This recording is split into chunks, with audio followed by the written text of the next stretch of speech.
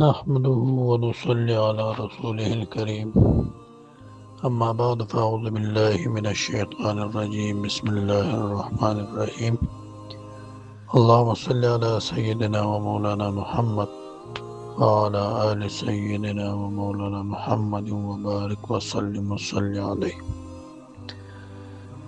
في روایت کې نبی کریم صلی الله علیه وسلم فرمائی إني لأعرف حجرا بمكة كان يسلم علي قبل أن أبعث إني لأعرفه الآن. مسلم شریف روایت ده. پیغمبر پاک صلی الله علیه وسلم فرمایي چې زه هغه ګټه اوسم پیژنم چې د نبوت نه مخکې به په مکه مکرمه کې ماته سلام کاو. یعنی د نبوت نه مخکې وا یوې ګټې به ماته سلام کاو، زه هغه اوسم پیژنم چې هغه دا ګټه وه.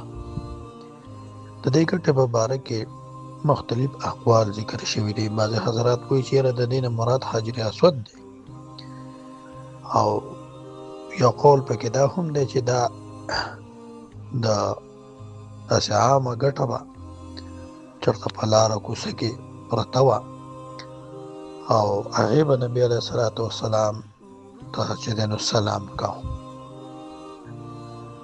نو د نبوت نه مخکې نبی کریم صلی الله علیه وسلم سره به چې داسې خارق عادت او ما فوق الفطرت امور مخې ته راتلو، نه شاید چې د دې نه غرض دا چې نبی علیه الصلاة وسلام کله د نبوت نه پس د فرشتو سره زیارت کیږي، حضرت جبریل علیه السلام راځي وحی راوړي، نو ما فوق الفطرت امور سره نبی علیه الصلاة وسلام عادي شي.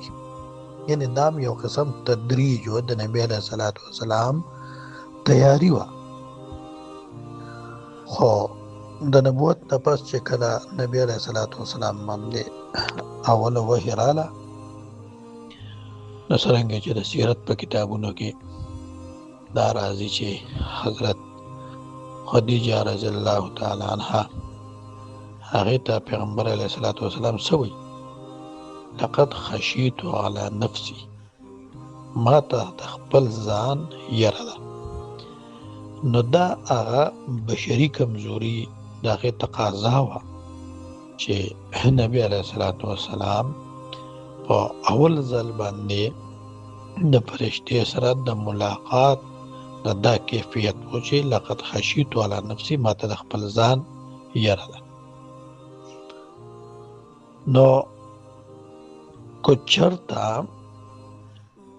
د دې تربیت او د نبوت نه مخکې د ما فوق الفطرت او خارق عادت امور دا کو د نبی علیه الصلاة وسلام سره نه وی شوی، یکدم داسې فرشته راغلی وی، نو بیا به څه دا په خپله باندې چې دی نو مونږ اندازه ولګو.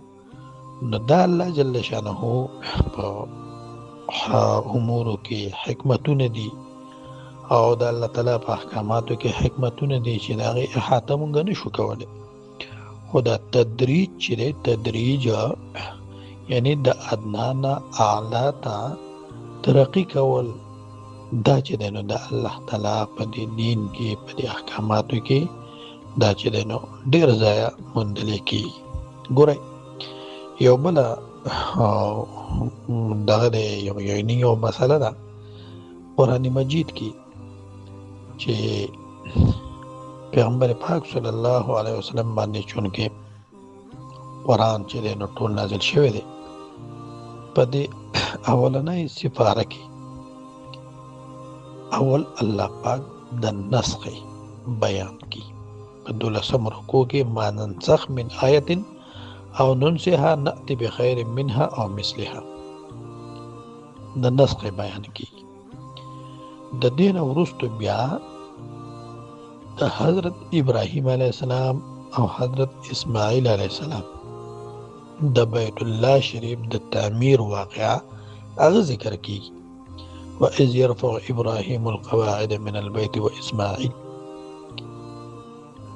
او د دې نه پس بیا چې دی نو د قبلې تحویل قد نرى تقلب وجهك في السماء فلنولينك قبلة ترضاها فول وجهك شطر المسجد الحرام. نو دا هم ګوره د تحویل د قبلې ته د قبلې بدلېدو ته د الله پاک د طرف نه چې دی نو داسې د تدریج په انداز سره دې حکم ته الله پاک چې دی نو په اخره کې راغی او دا وی چې فول وجهک شطر المسجد الحرام. نو زما عزتمندو دا هغه تدریج دی، تدریج چې دا د الله تعالی په احکاماتو کې، د الله تعالی په کتاب کې، د نبي علیه الصلاة والسلام په سنتو کې دا چې دی نو ډېر موندلی کېږي. او پیغمبر پاک صلی الله علیه وسلم یو حدیث مبارک کې فرمای، یو حدیث مبارک کې راځي چې نبی علیه الصلاة والسلام د حضرت فاطمه رضی الله تعالی عنها سره پټه خبره وکړه، پټه خبره ورسره وکړه کنه. او هغه دا و چې ان جبريل كان يعارضني القرآن كل سنة مرة وإنه عارضني العام مرتين ولا أراه إلا حذر أجلي وإنك أول أهل بيتي لحاقا بي. وی چې حضرت جبريل علیہ السلام هر کال یو پیره د قرآن مجید دور په زما سره فرمایو. نبی علیه الصلاة والسلام خپل لور مبارک ته وی چې حضرت جبريل علیه السلام با په کال کې یو پیره زما سره دور فرمایو، خود دې کال باندې دو پیرې دور د قرآن مجید او فرمایو. نو زه د دې نه دا معلومام چې شاید زما د وفات وخت را نږدې شوی، لہذا ته تقوا اختیار کا، ته صبر کوا، او آخرت کې به وړمبې زما په اهل بیتو کې د ټول نه وړمبې چې دی نو الحاق یعنی هغه به زما سره ستا کېږي. وانک اول اهل بیتی لحاقا به، ته زما په اهل بیتو کې وړمبې زما سره ملاوېدونکي.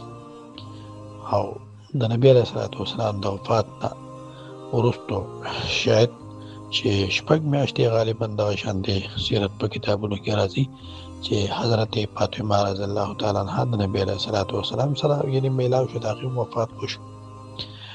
نو دا ګوره پیغمبر علیه الصلاة والسلام د خپل وفات تذکره صحابه کرامو ته داسې د تدریج په انداز کې فرمایي چې کله وفات وشي چې دا معامله په دې باندې ډېره شاق نه وي. نو ګوره د نبي علیه الصلاة والسلام وفات وشو، نو دا په صحابه کرامو ډېره زیاته ګرانه وه، ډېره زیاته ګرانه وه که نه. کتابونو کې راځي چې بعضې صحابه کرام چې دی نو هغه د ډېر غم د لاسه ځنګلونو ته وتښتېدو که نه، بعضو دا یقین نه کاو، او حضرت عثمان رضی الله عنه بالکل خبرې نه کولې که نه. خو د هغې باوجود نبي علیه الصلاة والسلام د اول نه صحابه کرامو ته د خپل وفات خبرداری په داسې طریقه باندې ورکوي چې یاره دي چې دی نو د وفات نه پس د وفات دا خبر دا په دې باندې ډېر زیات ناڅاپه نه وي که نه. نو ګوره د حجة الوداع په موقع باندې پیغمبر علیه الصلاة والسلام فرمایي لعلی لا القاکم بعد عامی هذا، شاید د دې کال نه پس ستاسو سره میلاو نشم. او بل روایت کې راځي چې یعنې تاسو وشمارئ ستا بین یدی الساعه، یعنې شپږ نهې د قیامتو دا وشمارئ، موتي په هغې کې یو زما وفات. نو دلته کې هم د وفات تذکره وکړه. حضرت معاذ ابن جبل رضی الله تعالی عنہ چې کله پیغمبر علیه الصلاۃ والسلام یمن ته لیگو قاضی مقرر کو او یمن ته لیگو نو ورته فرمایي یا معاذ انك عسى الا تلقاني بعد عامي هذا ولعلك ان تمر بمسجدي وقبري. اے معاذ شاید چې ته زما سره د دې کار نه پس بیا ملاقات ونه کې، شاید چې ته بیا زما په جماعت باندې او زما په قبر باندې ستا تک کېږي او ته بیا یعنې زه د دنیا نه ما پرده فرمایلي که نه. دغه شانتې نبي علیه صلات وسلام خپل آزاد کرده غلام ابو موهبه رضی الله تعالی عنه هغه ته فرمایي ابو موهبه انی قد اوتیت مفاتیح خزائن الدنیا والخلد فيها. داسې یعنې اوږد حدیث دی او اخر کې ورته وایي والله یا ابا موهبه لقد اخترت لقاء ربي عز وجل والجنة. چې اے ابو موهبه ما د الله تعالی ملاقات او جنت غوره کړی دی. د دې کې هم د نبی علیه صلات وسلام وفات طرف ته اشاره وه. یو پیرا پیغمبر پاک صلی الله علیه وسلم وفرمایل ان عبدا خیره الله بین ان یؤتیه من زهرة الدنیا ما شاء وبین ما عنده فاختار ما عنده فبكى ابو بکر وقال فدیناک بآبائنا و امهاتنا. یعنی یو بنده ته الله پاک د دنیا نعمتونه او څه چې د الله سره وو هغه اختیار ورته ورکو او د دې بنده ته وی چې ستاسو خوښه واخله، نو دې بنده د الله تعالی سره چې کوم موجود نعمتونه دي نو هغه غوره کړل. حضرت ابوبکر رضی الله تعالی عنہ چې دا واوریدو نو هغه فهم کړه چې دې کې د نبی علیه الصلاۃ والسلام وفات طرف ته اشاره ده.